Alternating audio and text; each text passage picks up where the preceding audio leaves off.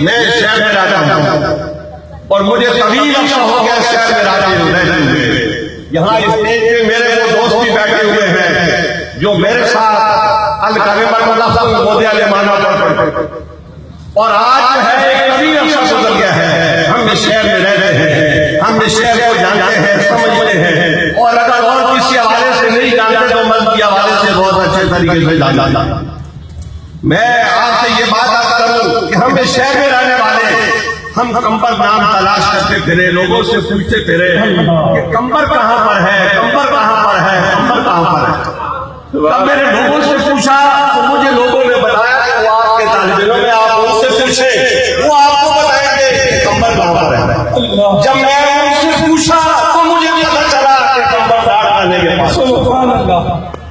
میں اس سے پہلے اخبار میں نام پڑھتا رہتا تھا لیکن مجھے یہ نہیں پتا تھا کہ کوئی ایسی شخصیت بھی وہاں پر تشریف فرما ہے جس کے بارے میں نبی حکم دے کہ اس کے پاس جاؤ. اللہ مرشد حسین, مرشد حسین, مجھے پیارو, مجھے پیارو.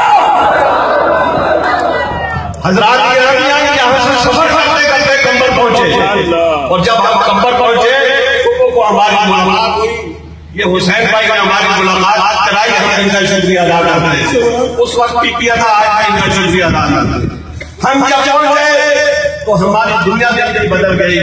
ہم نے دیکھا, ہمیں یاد آیا کہ کچھ جو کتابوں میں سے اسی کے بارے میں پڑھتے تھے وہ یہ موجود سامنے ہے.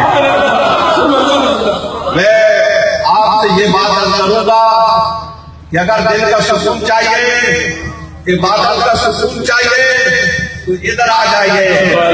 کمبر دور نہیں ہے, بہت قریب ہے, اور بڑے ہیں آپ کے, لیکن جو چیز دل میں ہوتی ہے وہ دور نہیں ہوتی, وہ قریب ہوتی ہے.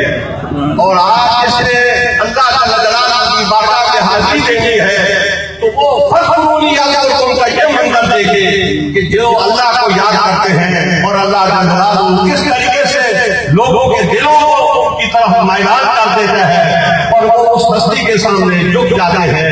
اس لیے یہ ہستی اللہ کی بارگاہ میں جھکی ہوئی ہے. حضرات گرامی, ہماری کامیابی اس میں ہے. آج کا یہ دور فطروں کا دور ہے. جو اولیاء اللہ کے دامن سے وابستہ ہو گیا وہ فطروں سے محفوظ ہو گیا. ہمارے خود اہل سنت کے اندر انتشار کی باتیں ہو رہی ہے. علماء اور مشائخ کے درمیان تفریق پیدا کی جا رہی ہے ایجنسیوں کی بنیاد پہ. تو آپ لوگ اس بات کی نظر رکھیں, علماء اور مشائخ کے درمیان تفریق کرنے والوں کو ایجنسیوں کا ایجنٹ سمجھے اور اولیاء اللہ سے وابستہ رہے. اور میں پھر ایک دفعہ آپ سے عرض کروں گا کہ اولیاء اللہ کو آپ کو ڈھونڈنا پڑے گا. میرے سامنے بیٹھے ہوئے ہیں, آئیے اور حضور اکرم صلی اللہ علیہ وسلم کی بارگاہ میں یہاں سے جائیے. واہ